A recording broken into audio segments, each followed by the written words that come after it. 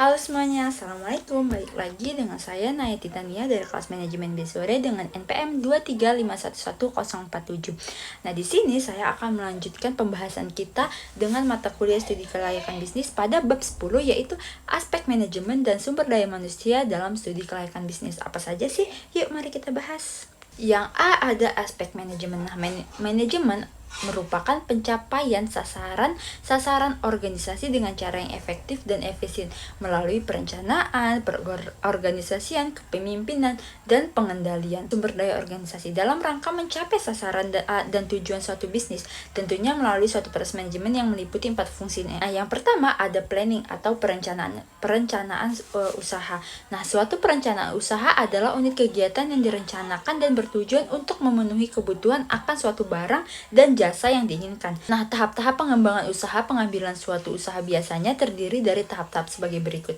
Yang pertama ada pengkonsepsian proyek usaha, yaitu dimulai dengan penyidikan mengenai kebutuhan yang diperlukan suatu aktivitas serta pemilihan cara-cara untuk memenuhi kebutuhan tersebut. Nah, yang kedua ada perumusan proyek usaha, yaitu uraian mengenai tujuan usaha serta cara atau metode yang hendak dipilih untuk melaksanakan usaha tersebut. Nah, yang ketiga ada pemutusan atau pengesahan proyek usaha. Nah, apabila perencanaan proyek usaha telah disahkan, berarti dapat diputuskan atau disahkan menggunakan sarana-sarana yang diperlukan, termasuk di dalamnya pembiayaan. Nah, yang keempat ada persiapan dan pengembangan proyek usaha, merupakan tahapan dari unsur-unsur pokok investasi yang dilaksanakan guna mencapai tujuan proyek usaha yang telah direncanakan dan disahkan. Yang kelima ada pelaksanaan usaha, tahap dari suatu usaha yang telah mulai menghasilkan. Persoalan umum dalam pelaksanaan usaha. Nah, persoalan yang sering dihadapi dalam menelaah suatu usaha dan perencanaannya untuk usaha tersebut dari tahap pertama sampai dengan tahap-tahap selanjutnya. Yang pertama yaitu menentukan siapa yang bertanggung jawab dalam proses perencanaan dan pelaksanaan usaha tersebut dari tahap pertama sampai dengan tahap-tahap selanjutnya. Yang kedua, menentukan siapa yang bertanggung jawab dalam memproses perencanaan dan pelaksanaan usaha tersebut dari tahap pertama sampai dengan tahap-tahap selanjutnya. Menentukan pilihan usaha berdasarkan kriteria yang ada, yang biasanya dibedakan atas 3 macam kriteria, yaitu teknis, ekonomis, dan non-ekonomis. Nah, yang ketiga penilaian biaya-biaya dan keuntungan atau hasil-hasil dari usaha yang bersangkutan. Nah, biasanya menilai biaya-biaya usaha yang ditetapkan dengan menilai keuntungan yang akan dihasilkan. Yang keempat, penilaian asumsi-asumsi dasar pendirian usaha. Nah, yang kelima, pengetahuan atas semua alternatif untuk menjawab tujuan yang dihendaki oleh usaha tersebut. Organizing atau pengorganisasian. Nah, pengorganisasian adalah pengaturan setelah ada plan atau rencana. Nah, menurut Winardi, organisasi timbul karena suatu pengembangan kerja yang logik dan suatu sistem koordinasi.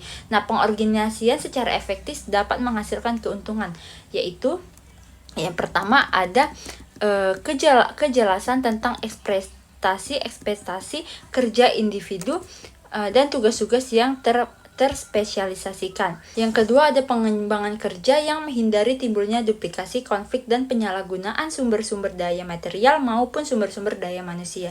Yang ketiga terbentuknya suatu arus aktivitas kerja yang logikal yang dapat dilaksanakan dengan baik oleh individu-individu atau kelompok-kelompok. Yang keempat, saluran-saluran komunikasi yang dapat membantu pengambilan keputusan dan pengawasan. Yang kelima yaitu mekanisme yang mengkoordinasi yang memungkinkan tercapainya harmoni antara para anggota organisasi yang terlibat dari berbagai macam kegiatan. Nah, proses pengorganisasian itu menurut Samuel Becerta mengemukakan bahwa proses organisasi meliputi 5 langkah pokok. Yang pertama yaitu melaksanakan refleksi atau deep talk. Yang kedua atau menetapkan tugas-tugas pokok. Yang ketiga membagi tugas-tugas pokok. Yang keempat mengalokasi sumber-sumber daya. Yang kelima mengevaluasi hasil. Nah, selanjutnya actuating. Setelah melakukan perencanaan atau planning, pengorganisasian atau organizing, maka selanjutnya actuating atau pengarahan. Nah, dalam fungsi actuating, manajemen akan melaksanakan rencana yang dibuat dibarengi dengan proses mengerahkan dan menuntun kegiatan perusahaan menuju sasaran perusahaan. Nah, dalam menjalankan bisnis di dalam activating tercapai beberapa hal yang harus dipahami agar bisnis yang kita lakukan berjalan dengan baik. Nah, activating mencakup kemampuan manajemen dalam memotivasi, mempengaruhi, mengarahkan dan berkomunikasi dengan orang lain. Nah, dengan demikian manajemen dapat membangun bagaimana aktivitas yang ada. Selanjutnya yang keempat yang terakhir ada controlling. Dalam manajemen bisnis adalah suatu aspek krusial yang tidak dapat diabaikan dalam upaya mencapai kesuksesan dan keberlanjutan perusahaan.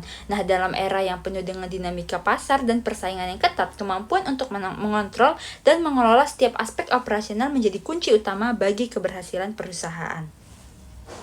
Demikian yang dapat saya sampaikan, lebih dan kurang saya mohon maaf. Terima kasih. Assalamualaikum warahmatullahi wabarakatuh. Bye-bye.